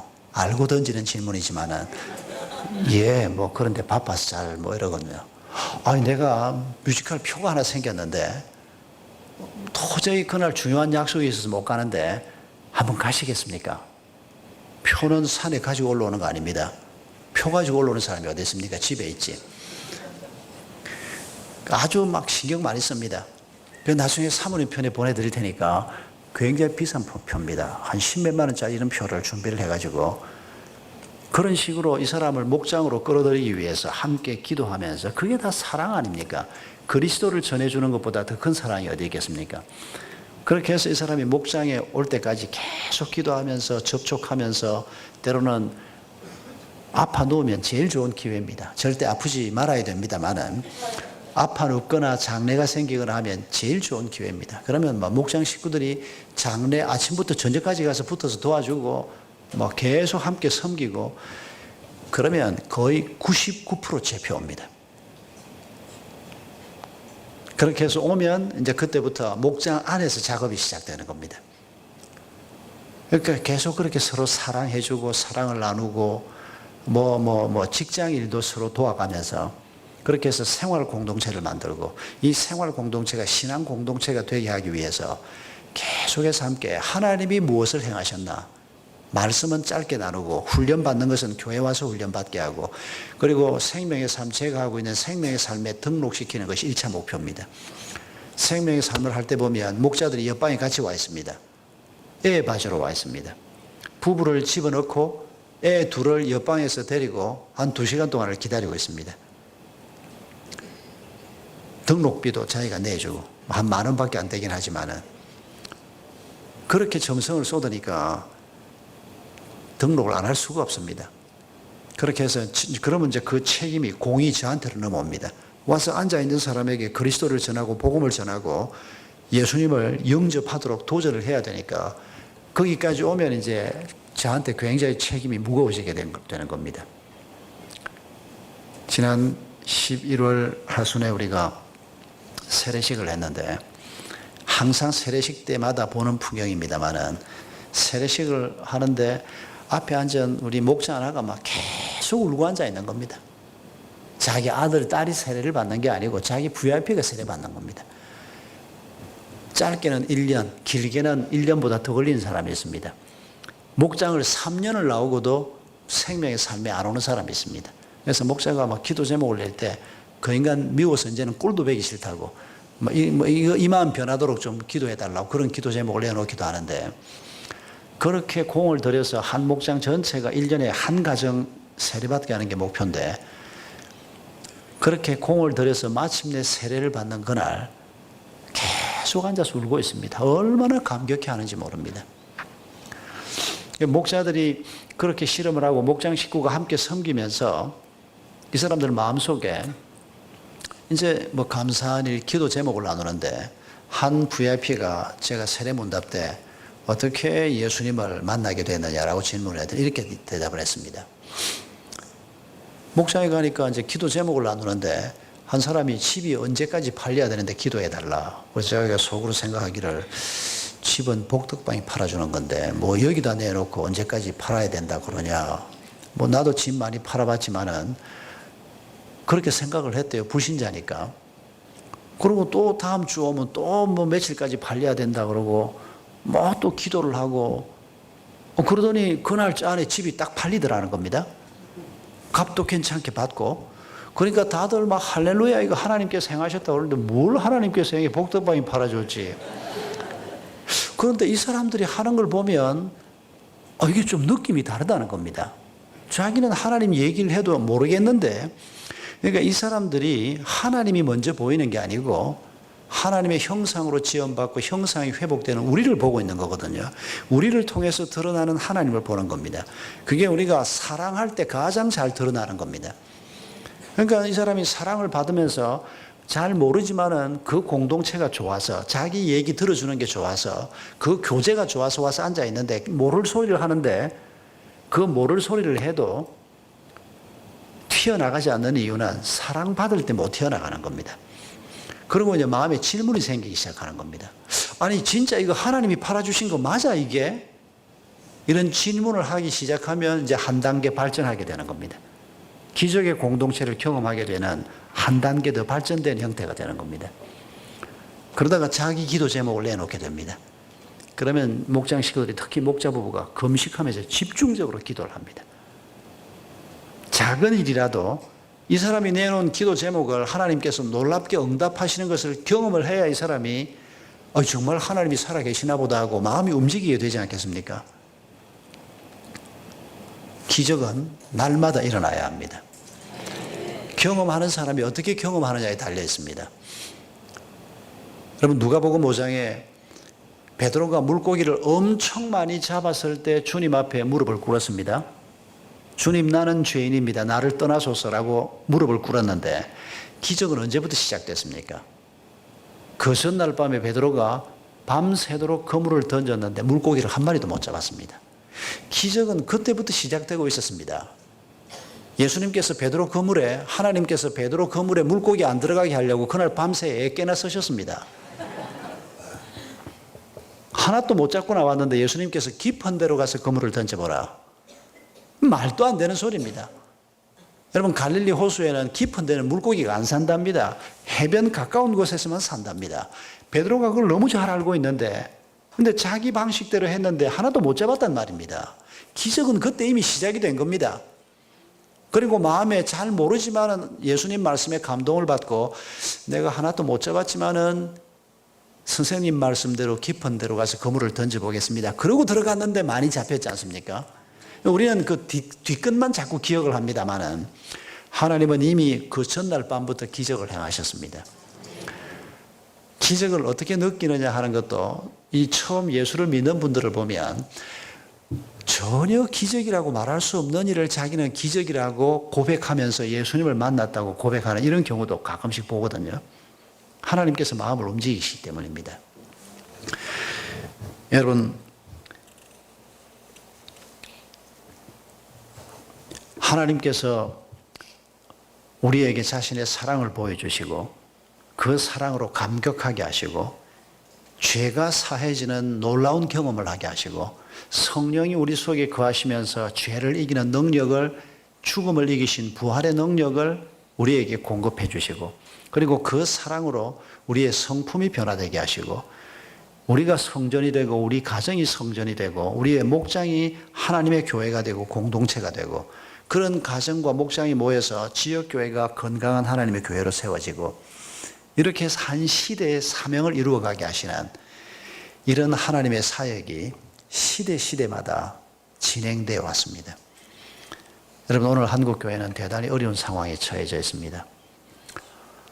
한국교회가 지금 심각한 위기 상황에 와 있습니다. 이렇게 교회가 많은데 이거 너무도 큰 하나님의 축복인데 전 세계 어디에 이렇게 교회가 많은 데가 있습니까? 정말 이건 놀라운 축복이 틀림없습니다. 그런데 이 많은 교회가 지금 영향력을 발휘하지 못하고 있습니다. 왜 영향력을 발휘하지 못할까요? 왜 사람들이 우리를 보고 독선적이라고 그러고 배타적이라고 그럴까요? 우리가 사랑하지 못했기 때문입니다. 우리가 교리를 들고 나섰기 때문입니다. 우리 주님께서 교리를 들고 나가라고 말씀한 게 아니거든요. 사랑하라, 섬기라 그랬는데 우리 이웃들이 굶는지 먹는지 우리가 별로 관심 갖지 못하고 우리가 사랑하지 못했기 때문에 우리가 하는 말을 사람들이, 사랑받은 사람이 우리가 하는 말을 들으면 배타적이라고 말하기 전에 질문합니다. 참 좋은 사람인데 왜 저런 말을 할까? 정말 하나님이 계시단 말인가? 정말 예수가 그런 분이란 말인가? 라고 하는 질문을 긍정적으로 던지게 되는데, 사랑은 하지 않고 입만 깐 사람들이 예수만이 구원이라고 얘기하면 공격을 하지 않습니까? 물론 그렇지 않은 경우에도 우리가 사랑을 해도 공격받을 수는 있습니다. 그러나 오늘 우리 한국교회 상황은 바로 그 문제라고 생각합니다. 교회가 많이 있지만은 민족의 아픔에 동참하는 것도 우리가 잘 하지 못했고, 우리 지역사회가 안고 있는 아픔에 동참하는 것도 우리가 덩하니 했고, 작게 한 것은 아닙니다. 한국교회가 많이 섬겨왔지만은 그러나 너무 부족했습니다. 그러다 보니까 한국교회가 비그리스도인들, 양심적인 비그리스도인들이 볼 때 교회가 별로 교회답지 않은, 오히려 그 사람들이 교회를 염려하는 이런 상황이 이르게 되고, 어떤 분은 오늘 현재 한국교회 타락은 2000년 교회 역사에서 가장 타락한 모습이라고 비판할 정도로, 여러분, 그게 오늘 지금 우리가 신앙생활하고 있는, 우리가 몸 담고 있고 우리가 이루고 있는 그리스도의 몸인 한국교회가 받고 있는 비판입니다. 이런 상황에서 우리가 지금 신앙생활을 하고 있는 겁니다. 이런 상황에서 우리 자신과 우리의 가정과 우리의 교회 공동체가 그리스도의 몸으로 성전으로 세워져야 하는 이런 부름을 우리가 받은 것입니다. 이 하나님의 부르심 앞에서 우리가 다시 한번 하나님 앞에 간구해야 할 것은 사랑 없이 살고 있는 우리의 모습을 회개해야 할 것입니다. 그리고 하나님의 사랑을 더 깊이 경험하고 그 사랑을 깊이 경험하는 만큼 우리가 다른 사람을 사랑할 수 있기 때문입니다. 사랑이 회복이 되면서 주님이 우리에게 주신 내 양을 먹이라, 내 양을 치라. 그래서 부부가 서로 돕는 배필이 돼서 부부가 함께 주님의 제자로, 주님의 양으로, 우리의 자녀들이 그리스도의 제자로, 그렇게 해서 우리의 가정이 아름다운 그리스도의 몸으로 교회로 세워지게 되고, 그런 가정들이 모인 교회는 저절로 건강하고 아름다운 교회가 되는 거 아니겠습니까? 인터넷 검색창에 잊혀진 사람들의 마을이라고 하는 글을 치시면 책이 한 권 뜹니다. 이거 전에 출판도 됐던 책인데 더 이상 책이 나오진 않는데, 제가 인터넷에서 발견한 책은 독일어로 출판이 된 것을 누가 번역해서 올린 것이다, 그렇게 써놓은 걸 봤습니다. 전남 영암의 영호마을에 있는 한 교회 성도들 얘기입니다. 그 교회 목사님이 한 15년 전에 제가 강남 논현동에 서울 영동교회 심호할 때 와서 집회를 할 때 그 책 속에 나오는 얘기를 집회 중에 한 반 이상 해주어서 들었던 얘기이긴 합니다만은, 공짜로 여러분 돈 안 내고 읽을 수 있는 책이고 그렇게 두껍지 않은 책이니까 한번 보시면 굉장히 도전적이고 은혜가 되는 얘기가 많이 들어있습니다. 이 얘기를 오늘 말씀의 결론으로 드리고 싶은 것은, 우리가 하나님의 사랑을 키워가는데 가장 큰 방해꾼 노릇을 하는 것이 우리의 탐욕입니다. 그래서 우리가 우리의 삶에서 이 얘기 속에 나오는 양씨라고 하는 한 그리스도인 얘기를 오늘 우리가 마음에 담고 함께 기도하고 헤어졌으면 합니다. 이 양씨는 그 교회에서 신앙생활한 지 얼마 안 된 사람이었습니다. 초신자였습니다. 그런데 어느 날 이 양씨가 얼굴이 벌개져서 목사님 사택으로 쫓아왔더라는 겁니다. 왜 이렇게 흥분을 하냐 그러니까 이 양씨가 이렇게 얘기를 했습니다. 목사님, 내 얘기 좀 들어보라고. 자기가 암돼지 5마리를 키우는데 집이 자기 옆집하고 2집이 붙어 있고 마을에서 2집만 이렇게 딱 붙어 있는 집인데, 아침에 일어나 보니까 이 암돼지가 어째서 그렇게 됐는지 우리에서 빠져나와 가지고 옆집으로 건너가서 옆집 앞마당 채소밭을 엉망으로 만들어 버렸다는 겁니다. 그 옆집 영감님이 암돼지 5마리를 딱 잡아놓고 뭐라고 얘기하는 거 아니까, 야채값 대신에 채소값 대신에 암돼지 5마리를 자기가 갖겠다 그런다는 겁니다. 그 채소 그건 암돼지 한 마리 팔면 한 10분의 1만 해도 야채값으로 충분한데 5마리를 다 갖겠다. 그것도 암돼지인데 무슨 소리냐. 그래도 이 영감이 절대 안 된다 그러고 버틴다는 겁니다. 그래서 고함을 지르고 안 된다 그랬는데도 이 양반이 더 큰 소리로 밀어내니까 이거 어떻게 하면 좋겠냐 하다가 목사님하고 상의를 해야 되겠다 그러고 쫓아온 겁니다.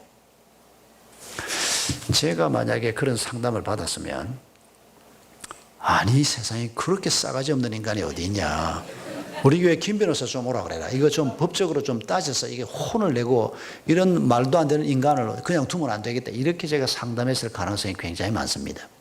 그런데 이 목사님은 뭐라고 상담을 했는 거 아니까,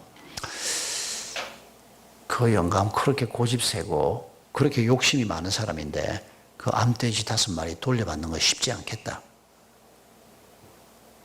그럼 어떻게 하면 좋겠습니까?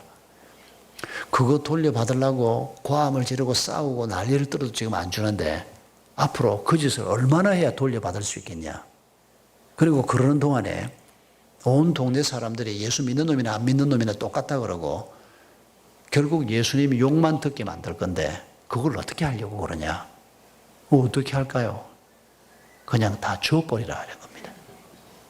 아니 세상에 목사님이 자기 암돼지 아니라고 어떻게 상담을 그렇게 할 수가 있습니까? 그 목사님도 놀랍지만은 그 목사님 얘기를 듣고 이 초신자인 양 씨가 가만히 생각을 해보니까 목사님 말이 맞더라는 겁니다. 저 욕심쟁이 영감한테 그걸 받으려고 하면 싸움을 하고 고함을 질러도 이게 지금 될 일이 아닌데 온 동네 방네 알게 이건 아무래도 하나님이 기뻐하시지 않겠다. 그래서 암돼지 5마리를 주워버린 겁니다. 그냥.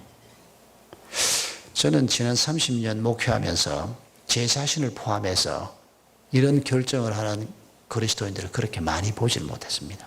어쩌다가 한 번씩 보는, 그리고 그런 일이 있으면 너무 놀라워하는. 그런데 예수 믿은 지 얼마 안 된 이 양 씨가 그 결정을 한 겁니다. 한 서너 달이 지났답니다. 한 서너 달이 지났는데 이 양 씨가 몇 달 전보다 더 흥분을 하면서 목사님 사택에 뛰어왔더라는 겁니다. 그러면서 이 사람이 뭐라 그러는 거 아니까, 목사님 내 얘기 좀 들어보라고. 하나님은 너무도 멋지시고 너무도 공평하시고 위대하신 분이라고. 왜 그러냐? 차근차근 얘기를 좀 해보라 그랬더니 이렇게 얘기를 하더라는 겁니다. 옆집에서 황소 7마리를 키우는데 오늘 아침에 일어나 보니까 몇 달 전에 일어났던 그 사건이 역으로 딱 일어나 있더라는 겁니다. 이 황소 7마리가 자기 집 야채밭을, 채소밭을 엉망으로 만들었다는 겁니다. 자기가 이거 완전히 내가 옛날에 암돼지 5마리를 포기했더니 하나님께서 이거 몇 배로 갚아주시는구나. 그래서 할렐루야 하고 황소 7마리를 딱 잡아놨다는 겁니다. 옆집 영감이 얼굴이 노래졌다는 겁니다. 몇 달 전에 똑같은 상황이 벌어졌을 때 암돼지 5마리를 뺏어 먹었으니까. 근데 자기가 이걸 먹으려고 생각을 하니까 아무래도 마음이 좀 캥기더라는 겁니다. 그래서 목사님한테 한번 가서 얘기를 해보고, 목사님이 먹어도 좋다 그러면 먹는 거고, 그리고 목사님이 몇 달 전에 그거 주라 그랬으니까 이번에도 주라 그럴 거고, 내가 가져도 틀림없이 그렇게 답을 할 거라 생각을 하고 이 사람이 할렐루야 하나님은 위대하시다고 목사님 얼굴 표정을 보니까 막 들떴던 마음이 좀 가라앉는 겁니다. 목사님 생각은 어떻습니까? 그러니까 목사님이, 양씨, 당신 몇 달 전에 그거 뺏기고 얼마나 마음 상해했냐. 당신은 예수 믿는 사람이니까 그래도 기도하고 하나님의 축복이 있을 거를 생각을 하고 참았는데, 저 양반은 예수도 안 믿는데, 이건 암돼지도 아니고 이제는 황소인데, 그것도 7마리인데 이걸 뺏기면 저 사람이 평생 당신 욕할 거고 평생 예수님 욕할 거고 교회 욕할 게 뻔한데 그거 어떻게 감당하려고 그러냐. 그러면 어떡하라고요? 돌려줘라. 놀라운 것은 이 초신자가 그 얘기를 듣고, 이건 아니구나. 이건 정말 돌려줘야 되겠구나. 그러고 와서 돌려줬다는 겁니다. 그날 밤에 이 양씨는 발 뻗고 잘 잤답니다. 옆집 영감님은 한잠도 못 잤답니다. 왜냐하면 말도 안 되는 상황이 자기 앞에 벌어진 겁니다. 자기가 한 짓이 있는데 너무 말이 안 되는 상황이 벌어졌는데 도대체 이거를 어떻게 해야 되나. 그날 밤에 한잠도 못 자고 끙끙거렸답니다. 그 다음 아침에 날이 밝자마자 양씨 집으로 왔더랍니다. 그리고 양씨한테 자기가 잘못했다고, 자기를 용서해 달라고, 그리고 암돼지 5마리 돌려주겠다고. 그런데 한 서너 달 동안에 암돼지가 새끼를 낳아가지고 90마리를 돌려받았답니다. 양씨가 이렇게 목사님한테 얘기를 하더랍니다. 목사님, 그 암돼지 5마리는 어차피 내 거고, 그 새끼도 우리 집에서도 새끼 낳았을 거고, 수고는 그 양반이 다 했다고. 여러분, 암돼지 그 새끼 낳을 때마다 한 마리가 14마리씩 낳으면 이거 밤 꼬박 새면서 받고, 그 보통 작업이 아니거든요. 거기다가 90마리를 먹이려고 하면 이 양반 등골 깨나 빠졌을 겁니다. 이 집 저 집 다니면서 막 얻어가지고 그 수고는 이 양반이 다 했는데, 그 욕심 값입니다, 그게. 그런데 이 양씨가 하는 말이, 그 돼지는 어차피 우리 집에서도 내가 수고를 좀 더하고 덜하고의 차이일 뿐이고 그건 내 건데, 정말 감사한 것은 내가 예수 믿은 1년밖에 안 됐는데 우리 마을 사람들이 말하기를 예수는 양씨처럼 믿는 거다, 그렇게 말한다는 겁니다. 나같이 아직 믿음 어린 사람에게 하나님께서 이렇게 귀한 칭호를 주시다니, 목사님 이거 너무 놀랍고 감사하다고. 그런 얘기가 그 잊혀진 사람들의 마을에 들어있습니다. 양씨처럼 되는 것 재미없습니까? 차라리 뺏어 먹는 쪽이 낫겠습니까? 여러분, 우리가 사랑하지 못하는 가장 큰 이유는 우리가 가만히 생각해 보면 탐욕 때문입니다. 탐심 때문입니다. 부부간에도 정말 그리스도의 사랑을 우리가 경험하면서도 제대로 사랑하지 못하는 것이 욕심 때문입니다. 자기 욕심 때문에. 자식들도 제대로 사랑하지 못하는 것이 부모의 욕심 때문입니다. 교회에서 벌어진 일도 마찬가지라고 생각합니다. 98년도에 서울 영동교회에서 제가 분립교회를 맡아서 나왔는데 서울 영동교회 자체가 분립된 교회입니다. 마포구 공덕동에 성원교회라고 하는 교회가 있습니다. 그 교회가 70년대 강남 개발이 될 때 강남에 있는 교인들을 중심해서 한 30여 명을 분립해서 서울 영동교회를 1976년도에 세웠습니다. 그리고 제가 81년도에 신학대학원을 졸업하자마자 그 교회에 부임을 했습니다. 5년 동안은 손봉호 박사님이 그 교회를 개척해서 설교하고 한 150명 정도 모일 때까지 그 교회를 맡아서 가르쳤습니다. 그리고 제가 그 교회에 이제 목회자로서는 처음이고 사역자로서는 사실은 제가 2대인 셈입니다만은 손봉호 박사님은 제가 목사가 되고 난 다음에 그 교회 부임한 다음에 장로로 나중에 이제 취임을 했습니다만은 17년 제가 그 교회에 있었습니다. 있으면서 한 교회가 5,000명, 10,000명 모이는 것보다 1,000명 모이는 교회 10개가 공동체성을 확보하고 좀 더 건강한 교회가 되는데 유리하다. 처음부터 그렇게 생각한 건 아닙니다. 땅값이 너무 비싸서 그렇게 생각한 겁니다. 평당 3천만 원을 내라 그러니까 그걸 어떻게 사서 건축을 하겠습니까? 더군다나 옆에는 이미 다 건물들이 다 들어서 버렸습니다. 사면 초기에 샀어야 되는데 그걸 못한 겁니다. 교회가 105평 예배당이 확장이 불가능했습니다. 그러면 이대로 그냥 있으면 교회가 점점 힘이 떨어질 건데 이건 안 된다. 그래서 더 이상 큰 교회가 되지 않도록 하나님께서 우리에게 기회를 놓치게 하신 건데 판단이 그때는 좀 잘못됐다고 생각하지만 그러나 어쨌거나 큰 교회보다 중소교회를 계속 세우는 쪽으로 우리의 사명을 삼자. 그래가지고 교인이 한 800~900명쯤 될 때부터 분립을 시작했습니다. 그래서 명일동에 90년 3월 달에 맨 첫 교회를 분립하고 계속 분립을 하다가 네 번째 교회를 분립을 하는데 그때도 부목사를 파송하려고 준비를 다 했습니다. 수지 쪽으로 보내려고 했습니다. 분당은 조금 늦었다고 생각이 돼서. 그런데 느닷없이 제게 콜링이 왔습니다. 이동원 목사님하고 홍정길 목사님이 저를 콜링을 했습니다. 저는 이런 지하에 거절했습니다.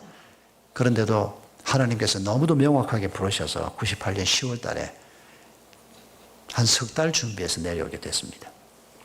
그때는 순종하지 않으면 하나님께서 내 남은 생애에 목회를 축복하지 않으시겠다라고 하는 두려운 마음 때문에 사실은 기쁨도 없이 두려움만 가득해서 교인 120명, 아이들까지 합해서 한 200여 명 파송을 받고 이 지역에 살고 있는 분들이 중심이 돼서 한 200여 명 내려와서 교회가 시작이 됐습니다.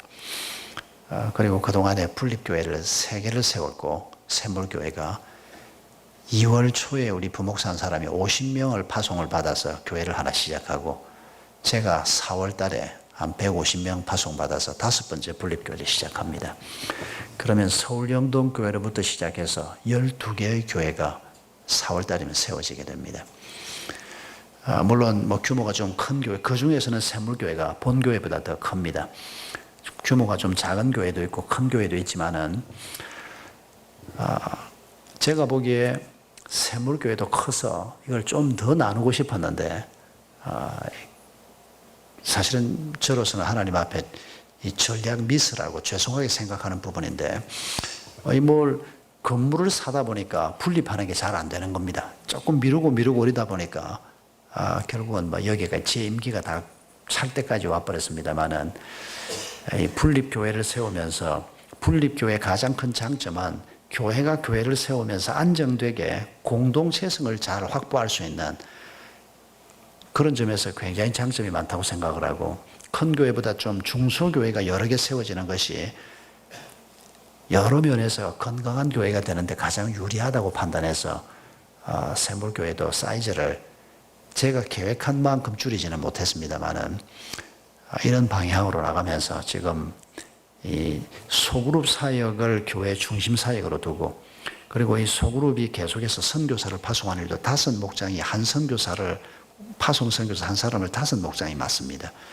그렇게 해서 지금 계속 사역을 하고 있는데, 소그룹을 이 사랑의 공동체로, 신앙 공동체로 잘 세우면 가정과 교회, 큰 교회가 함께 잘 세워진다는 확신을 그동안에 경험할 수 있었습니다.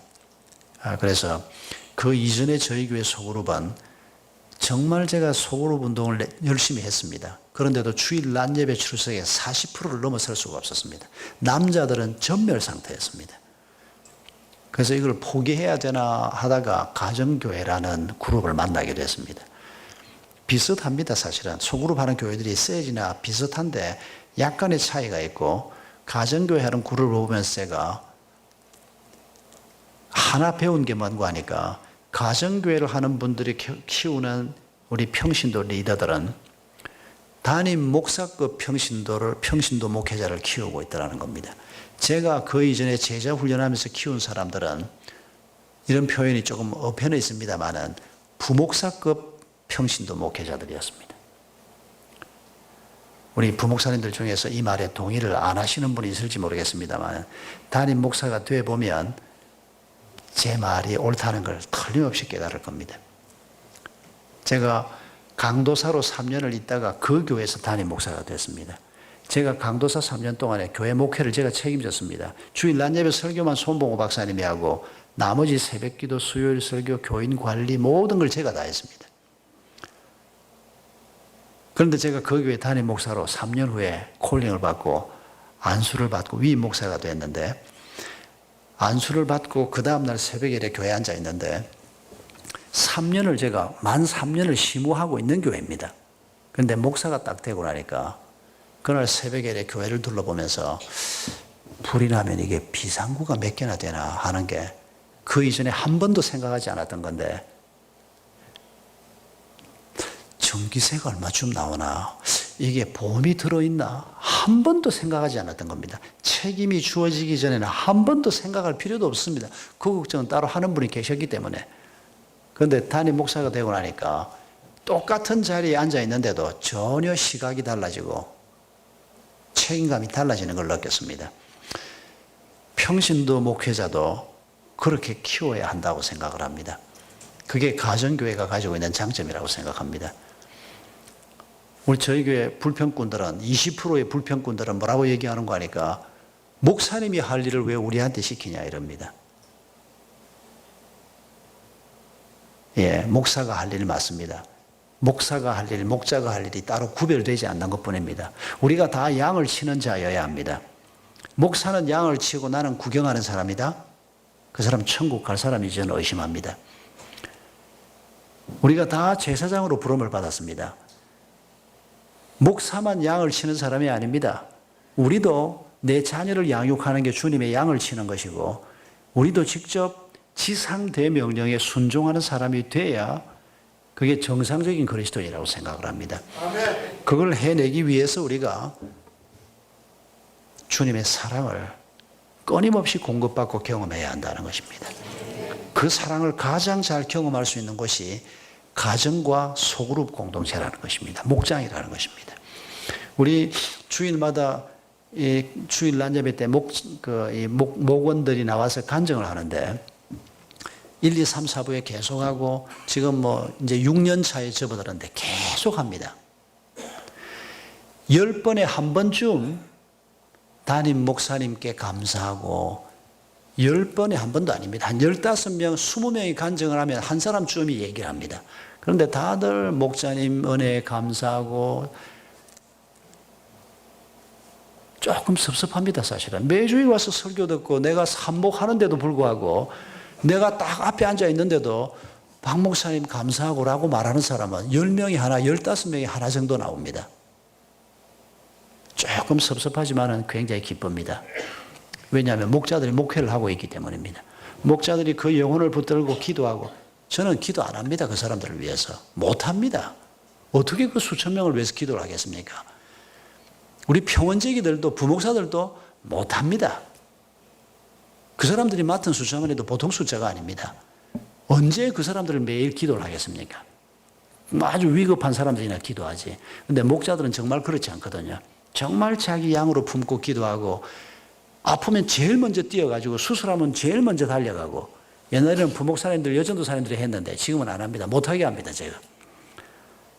전에는 부목사님, 여전도사님들이 전에는 우리가 샘터장이라고 했는데, 그 당신 샘터의 멤버인 사람이 수술을 받으니까 같이 좀 가자. 그러면 뭐 바빠서 안 되고, 애 밥 때문에 안 되고, 뭐. 부목사급 목회자들이었습니다, 그때는. 그런데 지금은 이 사람들이 담임 목사급 목회자들입니다. 가족 모임이나 개업에는 절대 다른 사람이 설교 안 합니다. 우리 당회에서 결정을 했습니다. 목자가 설교하기로.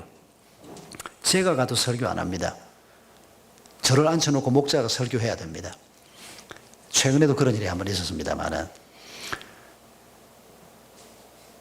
그리고 수술 환자가 있으면 이제 목자들이 가야 됩니다. 뭐 아침에 일찍 7시에 해화동 서울대학병원, 친정 어머님 불러다 놓고 애들 아침에 챙겨달라고 그러고 부부가 해화동으로 새벽에 갑니다.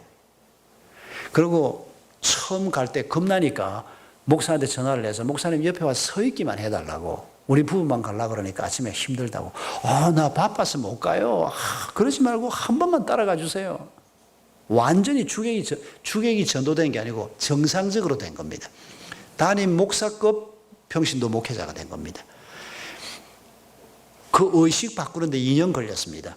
2005년, 2006년 동안에 2년 동안을 준비를 했는데, 종종 뭐 준비했냐 저한테 그렇게 묻는 사람이 있는데, 다른 준비 아니고 저도 그 사람들한테 목회를 위임하는 것을 연습을 했고, 그 사람들도 내가 목회를 해야 된다, 그 의식을 바꾸는 걸 사실은 실험을 한 겁니다. 2년 동안 그렇게 하다가 이제 2007년부터 전환을 했는데, 그때부터는 이제 실제로 사역을 하면서 이건 정말 내 목회다. 그래서 우리 목자들이 간증을 하면, 총목자 모임에서는 사역 간증을 하는데, 저는 이렇게 목회합니다 라고 말하는 것이 이제는 아주 자연스럽게 됐습니다. 제 목회 철학은 이렇습니다. 5가정 목회하면서 제 목회 철학은 이렇습니다. 영상 준비까지 해가지고 나오는 목자가 있습니다. CJ 임원으로 있는 우리 이 목자는 한 달 전에 사역 간증을 했는데, 거기는 6가정입니다. 6가정인데 2012년 목장 사역 계획, 주간 목표, 월간 목표, 연간 목표, 대기업의 자기 회사 계획 세우듯이 주간 목표에는 그 6가정을 놓고 A가정, B가정, C가정, 이 가정에는 이게 문제고, 이번 주간에는 이렇게 만나고 이렇게 만나고. 우리 목자들이 다들 기겁을 했습니다. 굉장히 도전을 받았습니다. 사실은 그러라고 그 사람 세웠거든요. 그 목장 탐방을 갔으니까 그걸 보고는 놀래가지고 다음 총목자 모임에 당신 오늘 이거 프레젠테이션은 그대로 한번 해달라고. 그 양반은 4년 동안에 우리 이정일 목자라고 하는 사람이 한 목장에서 시작을 해가지고, 지금 이 사람이 분가를 3번 했는데 분가한 목장들이 또 분가를 해가지고 이 사람에게서 나온 목장이 전부 6개가 됐는데, 처음에 5가정이었는데 지금 이 6목장에 총원이 90명쯤 됩니다. 80%는 VIP들입니다. 예수 믿은 지 1년, 2년밖에 안 된 사람들, 한 3년, 4년 된 사람은 아주 오래된 사람이고, VIP가 와서 바로 목자가 된 사람들도 있고. 지난 여름에 그 80명 중에서 한 50명이 큰 버스를 빌려가지고 충무로 여름 휴가를 같이 갔습니다. 그 사람들은 지난 크리스마스 때도 자기들끼리 함께 크리스마스 예배를 따로 드립니다. 교회 전체 예배에 참석하지만은 자기들끼리 토요일 밤에 따로 모여가지고 크리스마스 예배를 드리면서 고 여섯 목장에서 초청한 VIP가 그날 25명이었습니다. 친구들을 불러오는 겁니다. 야, 크리스마스 파티 같이 하자. 해가지고 25명의 친구들을 데려다 놓고 사실상 전도 집회를 했습니다. 크리스마스 파티 하면 자기들이 연극 준비하고 교회 전체가 하는 것보다 더 재미있게 합니다. 거기서. 완전히 자기 목회를 하는 겁니다. 그 양반은 그럽니다. 나 CJ는 부업입니다. 내 본업은 초원지기 하는 것이고 목자하는 겁니다. 자연스럽게 그렇게 한 5년 하니까 그렇게 말하는 목자들이 많지는 않습니다. 아시지 않습니까? 여러분, 조직에 20%의 긍정적인 그룹과 20%의 부정적인 그룹과 말 없는 중간 그룹들이 있는 것처럼 저희 교회도 20, 30%는 아주 잘합니다. 제가 보기에 저 사람들은 지금 바로 사역자로 내놓아도 괜찮겠다 싶을 정도로, 왜 뭐든지 하면 잘하는 사람들 있지 않습니까? 믿음 제대로 들어가고 헌신 제대로 하면 또 나이가 좀 있고 한 분들이고 한 30% 정도는 아주 잘합니다. 20%는 죽을 수입니다. 그냥. 거기에 장로님들이 많습니다. 우리 이 교회 장로님들은 그러지 않을 줄로 믿습니다. 중간 그룹이 이제 고만고만합니다. 그래서 제가 이거 5년이 지났는데도 이렇게밖에 안 되나 하고 선배들, 가정교회 하는 선배들한테 얘기를 했더니 그 비율이 아주 정상적인 비율이라고 저한테 그렇게 말을 해줘서 격려가 좀 됐습니다. 시간이 좀 더 갔습니다만은 여러분, 우리가 오늘 나눈 이 말씀들을 다시 한번 우리 마음에 새기면서 우리 받은 말씀을 가지고 잠시 함께 기도하기를 원합니다. 주님께서 오늘 우리 한 사람 한 사람을 향해서 던지는 질문입니다. 네가 나를 사랑하느냐?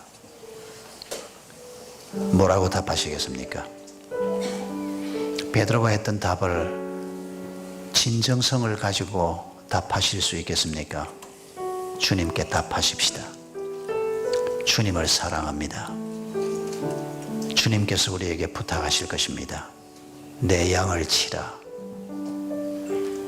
주님의 양을 치겠습니다. 사명을 받들겠습니다. 내 자녀를 그리스도의 양으로 치고 교회 공동체 안에서 목자가 되고 교사가 되고 다른 사람을 섬기는 자가 되는 사명의 길을 피하지 않겠습니다. 그런 사람을 세워나가겠습니다. 건강한 그리스도의 몸을 만들어가는 일을 위해 헌신하겠습니다. 그리해서 부족한 우리를 통해서 하나님께서 우리 시대에 주님의 나라를 세우는 일을 이루어갈 수 있도록 부족한 저희를, 또 저희 가정과 교회를 사용해 주시옵소서. 우리 함께 기도하겠습니다.